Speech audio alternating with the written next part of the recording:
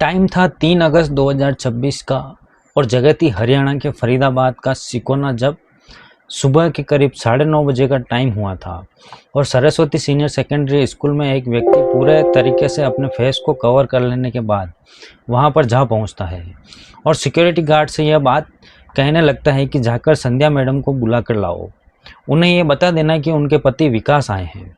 Security guard को पहली बार में तो उस व्यक्ति को देखकर थोड़ा सा अजीब लगता है, क्योंकि इस बंदे ने अपना पूरा फेस कवर किया हुआ था, सिर को कवर कर रखा था और उसके दिमाग में यही बात आई कि यहाँ पर इनके स्कूल के पास में इस टाइम कंस्ट्रक्शन का काम चल रहा है, तो हो सकता है यह बंदा अपने आप को धूल मिट्टी से बचाने के लिए इस टाइम अपने आप को कवर किए हुआ होगा और इस टाइम वह सिर्फ और सिर्फ मैडम से ही तो मिलना चाहता है।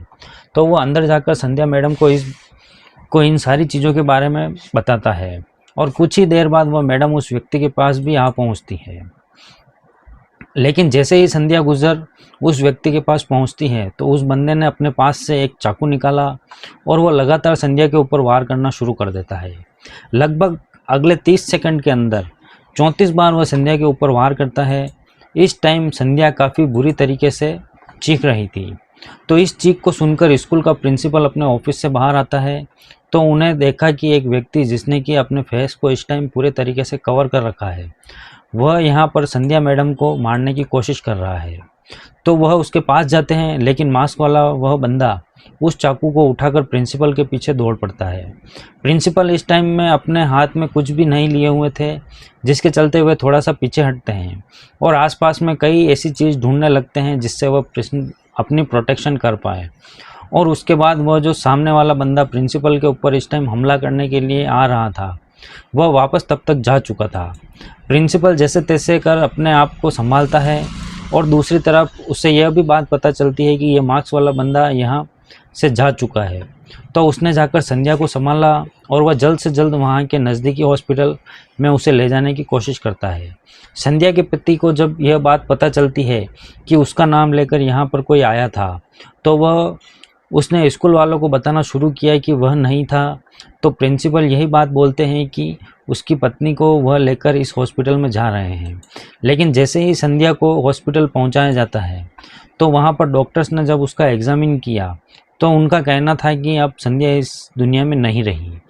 संध्या नाम की टीचर थी, हमारे स्कूल में पढ़ाती थी लगभग 1 साल से। और सुबह लगभग 9:35 के करीब पे मैं ऑफिस में बैठा हुआ था और अचानक मुझे चीखने की आवाज आई बाहर गेम की। तो मैं वहाँ भाग के गया तो देखा कि वो नीचे पड़ी हुई थी और एक बंदा को बार बार चाकुओं से उसके ऊपर वार करने जा रहा। तो मैंने उसे जैसे धमकाने की कोशिश करी, क्या कर रहा, रुक जा। तो वो मेरी तरफ भी चाकू लेके दौड़ा। जैसे मैं कुछ ढूंढने लगा कि मैं उसके ऊपर मैं अटैक करूँ, तब तक वो अपना उसके साथ मारपीट करके जा चुका था। तो ही कोई खड़ा हुआ, जो मुझे बाद में पता चला कि बिना नंबर की कोई बाइक थी उसकी, वो बाहर ही थी गेट के अंदर, उसके पास कुछ नहीं था, वो अकेला ही था। और मैंने पुलिस को इन्फॉर्म किया और पुलिस को इन्फॉर्म करके मैं फिर उसको लेके अल्फला हॉस्पिटल चला गया। विकास इस बात को समझ ही नहीं पा रहा था कि उसका नाम लेकर यहाँ पर कौन आया होगा जिसने कि उसकी पत्नी को इतने ज़्यादा बेरहमी से मार डाला। इस टाइम तक पुलिस के पास कंप्लेंट भी कर दी गई थी और विकास का यह कहना था कि उसे और किसी के ऊपर तो शक नहीं है, लेकिन अमित नाम का एक व्यक्ति ज़रूर है जो पिछले काफ़ी दिनों से उसकी पत्नी का पीछे पड़ा हुआ था।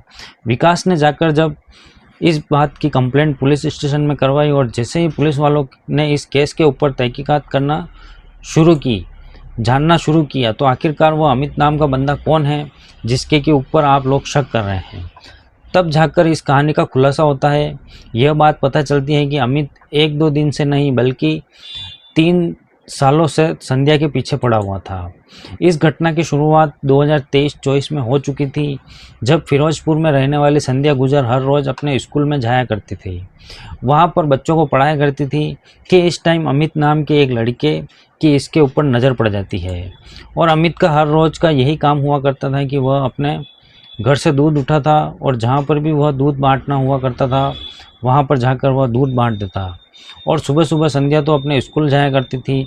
सुबह ही अमित भी दूध बांटने के लिए निकला करता था, जिसके चलते हर रोज़ वह संध्या को देखा करता था। और अमित ने पहली बार जब संध्या को देखा तो उसे काफ़ी ज़्यादा पसंद आती है। पहले तो अक्सर ऐसा हो जाया करता था कि अमित अपने घर से किसी भी टाइम दूध देने के लिए निकल पड़ता था, लेकिन जब से उसको पता चला कि संध्या अपने स्कूल में इस टाइम जाती है तो वह भी टाइम देखकर निकला करता था और हर रोज़ उसकी तरफ देखा करता था। रोड पर काफ़ी सारे लोग गुजरा करते थे, तो संध्या के दिमाग में यह बात आई कि दुधिया है, हर रोज़ अपने काम पर जाता है, तो यह बात बिल्कुल नॉर्मल है कि हो सकता है कि यह दोनों एक ही टाइम पर घर से निकलते हों, और संध्या इस बात के ऊपर बिल्कुल भी ध्यान नहीं देती। लेकिन दूसरी तरफ अमित तो पूरी की पूरी प्लानिंग बनाकर निकला करता था कि अब वह अगर अपने घर से निकलेगा तो वहाँ पर जाकर उस मैडम से टकरा ही जाएगा और बाकी की दिनों की तरह आज फिर से उसे देख पाएगा। इसी तरीके से लगभग काफ़ी दिनों तक वह यूं ही संध्या को निहारा करता है। लेकिन उसके बाद एक टाइम ऐसा भी आया जब उसने यह बात पता चलती है कि संध्या इसी स्कूल में पढ़ाती है और दरअसल यह स्कूल उसके रिश्तेदारों की ज़मीन पर बना हुआ है। तो उसके दिमाग में यह बात आई कि उन्हें आज चलकर मैडम जी से मुलाकात की जाए। वह सीधा ही उसी स्कूल में जहाँ पहुँचा और उसके स्कूल के सिक्योरिटी गार्ड से यह बात करता है कि वह यहाँ पर पढ़ाने वाली एक मैडम से मिलना चाहता है। सिक्योरिटी गार्ड यह बात सोचता है कि हो सकता है यह उनका कोई ना कोई रिश्तेदार होगा, तो उसने उस मैडम का नाम पूछा कि मैं उन्हें बुलाकर लाता हूँ, ज़रा उसका नाम बताओ। लेकिन उसने मना कर दिया कि मुझे उसका नाम तो नहीं पता, लेकिन मुझे उनसे मिलना है। यह बात सुनकर सिक्योरिटी गार्ड को थोड़ा अजीब ज़रूर लगा, लेकिन अमित जब यह बात बताने लगता है कि जो यह तुम्हारा स्कूल है उनके रिश्तेदारों की ज़मीन पर बना हुआ है, तो अपनी जान पहचान वो निकलाने लगता है। तो सिक्योरिटी गार्ड के दिमाग में यही बात आई कि यह किसी ना किसी बच्चे के पेरेंट्स होंगे, ज़्यादा से ज़्यादा वो अंदर जाकर क्या ही कर लेगा। यहाँ पर काफ़ी सारे पेरेंट्स अपने बच्चों की प्रॉब्लम लेकर आते रहते हैं और उसने उसे स्कूल के अंदर जाने दिया। और अब तो अमित एक एक क्लास में जाकर उस मैडम को ढूंढ रहा था और एक क्लास ऐसी भी आई जहाँ पर इस टाइम संध्या बैठी हुई थी। वह उसी के पास जाकर खड़ा हो जाता है और संध्या को यही बात याद आती है कि शायद यह तो वही लड़का है जो कि दुधिया है और बीच रास्ते में इनसे मिलना करता है, तो हो सकता है इसका भी कोई ना कोई बच्चा वगैरह यहाँ पढ़ता होगा। तो अब वह अमित से पूछने लगती है कि हाँ जी बताइए, वह आपकी किस तरीके से मदद कर सकती है। लेकिन अमित ने इस बात से मना कर दिया कि वह उसकी मदद के लिए नहीं आया, बस वह यहाँ से गुजर रहा था, तो वह इनके साथ बात करने के लिए आ गया। संध्या अमित की इन सभी बातों को सुनकर कुछ भी समझ नहीं पाई कि वह किस तरीके से इससे बात करना चाहता है। तो अब अमित भी नॉर्मली उसे कहना शुरू कर दिया कि शायद मैडम आपने मुझे पहचाना नहीं, दरअसल हम लोग बीच में काफ़ी बार मिलते रहते हैं, मैं यहाँ भी दूध देने के लिए आता रहता हूँ, तो बस यहाँ से निकल कर जा रहा था तो सोचा आपसे हालचाल पूछ लूँ। और संध्या ने भी अभी भी अमित को ज़्यादा सीरियसली नहीं लिया, यही बात सोची कि हो सकता है यह यहाँ से गुजर कर जा रहा होगा, इसने इसे देख लिया। और उसके बाद तो अमित लगातार एक बार इसकी संध्या से मुलाकात ही हो चुकी थी। वह आगे से आगे इसके साथ बातें बढ़ाने की कोशिश करता है। संध्या भी उससे ज़्यादा सीरियसली नहीं लेती और हर रोज़ लगभग इन दोनों के बीच नमस्ते और हो जाया करता था और उसके बाद दोनों ही अपने अपने कामों पर चले जाते थे। और एक दिन तो अमित के दिमाग में यह बात आई कि वह पिछले काफ़ी दिनों से इस मैडम से बहुत ज़्यादा प्यार कर रहा है, तो काफ़ी दिन हो चुके हैं, अब तो इसकी जान पहचान भी हो चुकी है, इसके चलते संध्या को प्रपोज़ कर देना चाहिए। यह सारी की सारी तैयारी वगैरह कर लेने के बाद वह संध्या को जाकर इस बारे में बताने लगता है कि वह इस टाइम इससे कितना ज़्यादा प्यार करता है। लेकिन दूसरी तरफ संध्या ने इस बारे में जाना कि यह बंदा तो पहले नॉर्मली इससे मुलाकात किया करता था, अब यह प्यार का इजहार कर रहा है। तो संध्या ने उसे समझाने की कोशिश की और बताया कि इस टाइम तो उसकी शादी हो चुकी है, इसका पति है, 2 बच्चे हैं, इसकी घर गृहस्थी है, यह इससे शादी नहीं कर सकती। लेकिन यह बात बोलकर संध्या वहाँ से चली जाती है। लेकिन दूसरी तरफ अमित को इन सभी चीज़ों से कोई प्रॉब्लम नहीं थी। वह दोबारा से संध्या को रोककर यह बात समझाने लगता है कि अगर उसकी शादी हो चुकी है तो उसे इस चीज़ से कोई दिक्कत नहीं है। वह संध्या से इतना ज़्यादा प्यार करता है कि अभी भी वह उससे शादी करने के लिए तैयार है। तो संध्या यही बात सोचती है कि ज़रूर इस बंदे का दिमाग हिल चुका है और वह अपने उसे वहीं पर छोड़कर दोबारा से आगे निकल जाती है। इस टाइम संध्या वापस अपने घर पर आ चुकी थी। उसने अपने पति विकास को इन सब चीज़ों के बारे में बताया। विकास को जैसे ही अमित के बारे में पता चला तो उसका यह कहना था कि वह ज़्यादा चिंता ना करे, वह जाकर उसे समझा देगा।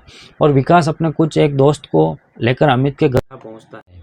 अमित के माता पिता को इन सारी ही चीज़ों के बारे में बताता है कि इस टाइम आपका लड़का किस तरीके के गुल खिला रहा है।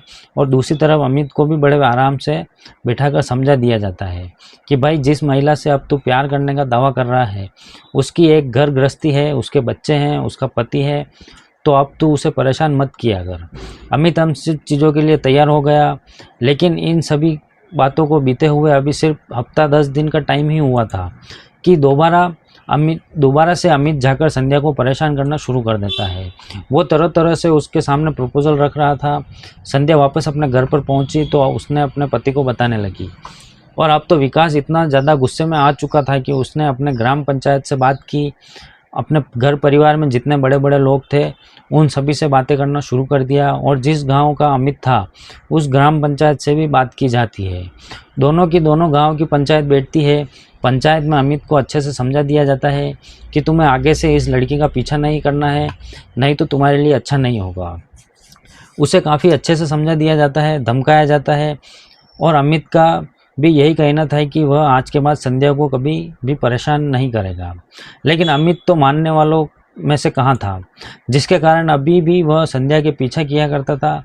संध्या वापस अपने घर पर पहुंची तो उसने अपने पति को साफ साफ यह बात समझा दी कि वह लड़का अभी भी नहीं मान रहा है, जिसके कारण वह अपना स्कूल ही छोड़ रही है। अब यह जाकर किसी और स्कूल में पढ़ाई करेगी। इस चीज़ से उसके पति को भी कोई दिक्कत नहीं थी, लेकिन अमित तो दूसरे स्कूल भी जा पहुंचा। वहां पर भी जाकर वो संध्या को परेशान किया करता था।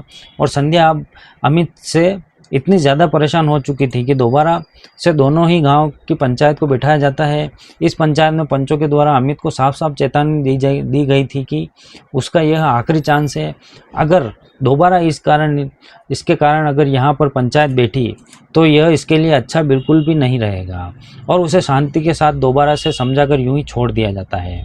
उसके घर पर भी गए थे हम, उसके घर भी गए थे हम। पहले उसने तंग भी करी थी। वहाँ पे पेरेंट्स की मीटिंग थी, कोई स्कूल में पढ़ाती थी जैसे स्कूल में, तो उसने बच्चे को दिक्कत करी, पढ़ाई वढ़ाई में कमजोर था तो उसने मना कर दिया। तो उसने उसको धमकाया, अमित को धमकाने से उसने बदला के चक्कर में फिर मेरे से बोली संध्या मैं स्कूल छोड़ रही हूँ। मैंने कहा ऐसा करता हूँ, वहाँ से ट्रांसफर करके यहाँ आ जा सरस्वती में। वहाँ से छुड़वा के सरस्वती में आई। फिर यहाँ पे दिक्कत करने लग गया वो। फिर मैं 3-4 बंदे लेके उसके घर वालों के पास गए थे। घर वालों को हाथ विनती जोड़ के उन्होंने मान गए भाई अब नहीं आएगा, अब नहीं करेगा कोई दिक्कत। फिर मैंने रिपोर्ट भी करी है पहले। फिर उन्होंने घर वालों ने बोला भाई हाथ जोड़े की बात है, अब कर लो फैसला, आगे से बिल्कुल भी नहीं होगा। गांव का सरपंच खुद कह के गया, पाम पकड़ के गया है, और अब फैसला कर ले लास्ट बार। मैंने कहा ठीक है जी। और कल की ये नहीं पता लगी क्या हो। लेकिन अब तो अमित खुद को ठगा हुआ सा महसूस कर रहा था। उसे यह बात लग रही थी कि यहाँ पर इनके गांव में, दूसरे गांव में, आसपास के जितने भी गांव हैं वहाँ पर यह काफ़ी ज़्यादा फेमस हो चुका है। यह लड़कियों के पीछे कुछ इस तरीके से घूमता है, इसकी तो इज्जत मिट्टी में मिल चुकी है। और दूसरी तरफ जिस लड़की के कारण इसकी इज्जत मिट्टी में मिल गई उस लड़की को तो बिल्कुल भी फ़र्क नहीं पड़ रहा। ना तो उसने इसके साथ शादी की अच्छे से, वह इसके साथ बात तक नहीं कर रही, जिसके चलते 26 मई में ही उसने एक चाकू का इंतज़ाम कर लिया। और यही कहना था कि इस लड़की के कारण उसकी इज्जत खराब हुई है, इसकी ज़िंदगी ही बर्बाद हो गई है। जहाँ पर भी अब यह दूध डालने के लिए जाता है तो गांव वाले लोग यह बात करते हैं कि यह वही लड़का है जिसके कारण पिछले काफ़ी दिनों से लगातार पंचायतें बैठती आ रही है। काफ़ी सारे लोग तो यह ऐसे भी मौजूद थे जिन्होंने कि उससे दूध लेना देना छोड़ दिया और यह किसी भी हालत में संध्या से बदला लेना चाहता था, जिसके चलते 3 अगस्त 2026 को पूरी की पूरी प्लानिंग बना लेने के बाद अब जिस स्कूल में संध्या पढ़ाने के लिए जाया करती थी, सरस्वती सीनियर सेकेंडरी स्कूल, वहीं उस में जहाँ पहुँचता है वहाँ पर उससे पहले से ही पता था कि काफ़ी सारे कैमरे लगे हुए होंगे। तो अपने आप को बचाने के लिए उसने मफलर से अपना फेस को ढक लिया था। वह नहीं चाहता था कि उसे पकड़ लिया जाए, जिसके चलते उसने अपने बाइक की नंबर प्लेट भी हटा दिया था और उसके बाद अपनी बाइक को स्कूल के बाहर ही खड़ा करके स्कूल के अंदर जाकर सिक्योरिटी गार्ड से यही बात कहता है कि वह संध्या मैडम से मिलना चाहता है। जाकर मैडम को यह बात बता दो कि उसका पति विकास आया है। संध्या इस टाइम अमित से इतनी ज़्यादा परेशान हो चुकी थी कि वह ज़्यादातर टाइम अपना फ़ोन बंद ही रखा करती थी। और जैसे ही उसे यह बात पता चली कि सिक्योरिटी गार्ड यहाँ पर आया है, इसका यह कहना है कि इसका पति इससे मिलने आया है, तो वह बाहर गेट पर आ जाती है। लेकिन जैसे ही संध्या अपने क्लासरूम से बाहर आती है, मेन हॉल में पहुंची, तो पहली बार ही देखने में उसे यह बात पता चल चुकी थी कि यह उसका पति तो नहीं है। लेकिन आखिरकार उसका पति बनकर यहाँ पर कौन आया है। वह बस दूर से ही खड़ी होकर इस टाइम उससे बात कर रही थी। लगातार बात करते करते जैसे ही वह उसके पास पहुंची, तो इस टाइम अमित अपने साथ चाकू लेकर आया हुआ था। उसने लगातार संध्या के ऊपर चाकुओं से वार करना शुरू कर दिया। वह यह चीज़ बिल्कुल भी नहीं देख रहा था कि चाकू उसके पेट में लग रहा है, छाती में लग रहा है या फिर गर्दन में। वह अंधाधुंध लगातार उसके ऊपर वार करता ही जा रहा था। उसके वार करने की स्पीड इतनी ज़्यादा थी कि उसने लगभग 30 सेकंड के अंदर अंदर 34 बार संध्या के ऊपर हमले कर दिए थे। इस हमले की आवाज़ को सुनकर जब संध्या लगातार चिल्ला रही थी, तो अंदर बैठा हुआ प्रिंसिपल भी बाहर आ जाता है और उसने जाकर संध्या को ऐसी हालत में देखा तो वह उसकी मदद करने की कोशिश करता है। लेकिन अमित यहाँ पर भी नहीं घबराया, जबकि वह चाकू लेकर प्रिंसिपल की तरफ ही दौड़ने लगता है। प्रिंसिपल के हाथों में इस टाइम कुछ नहीं था, जिसके चलते वह वहीं के आसपास में कुछ सामान ढूंढने लगता है। पीछे की तरफ वह हो जाता है और अमित को पता चल चुका था कि इसका खतरा टल चुका है और दूसरी तरफ इसने संध्या को तो ठिकाने लगा ही दिया है, जिसके चलते वह जितना जल्दी हो सकता था यहाँ से भागने में कामयाब हो जाता है। प्रिंसिपल को तो यही बात लग रही थी कि वह बंदा जो यहाँ से जा चुका है, सबसे पहले उसने संध्या को बचाना चाहिए। तो वह लोग संध्या को लेकर जल्द से जल्द हॉस्पिटल जा पहुँचते हैं, लेकिन वहाँ पर ले जाने का कोई फ़ायदा नहीं रहता है, क्योंकि संध्या तो पहले ही अपनी जान गंवा चुकी थी। पुलिस के पास कॉल किया जाता है। पुलिस कुछ एक देर तक तो इस केस के ऊपर तहकीकात करती है, सारे के सारे क्लू निकालती है और उसके बाद अमित को गिरफ्तार कर लिया जाता है। और गिरफ्तारी के बाद तो यह बात क्लियर हो ही चुकी थी कि संध्या का कत्ल करने वाला कोई और नहीं बल्कि अमित ही है। उसने संध्या का कत्ल इसलिए कर दिया क्योंकि वह उससे बहुत ज़्यादा प्यार किया करता था। उसके कारण उसने पूरे ही गांव में अपनी बेइज्जती करवा ली थी। लेकिन अब भी संध्या उसके साथ बात तक करने के लिए तैयार नहीं थी, जिसके चलते आखिर में उसने उसका कत्ल कर दिया। यह केस सच में ही दिल दहला देने वाला है कि एक बंदा अपनी नॉर्मल ज़िंदगी में बिल्कुल भी सेफ नहीं है। हो सकता है बाहर उसको कोई एक तरफा प्यार करता हो, बाद में अगर वह उसे मना कर दे तो उसकी जान लेने के लाले पड़ जाएंगे। आखिरकार ये किस तरीके का प्यार हुआ। दोस्तों, इस तरीके की कहानी आपको और सुननी हो तो हमारे चैनल को सब्सक्राइब करें। हम मिलते हैं किसी नई कहानी के साथ, तब तक के लिए बाय।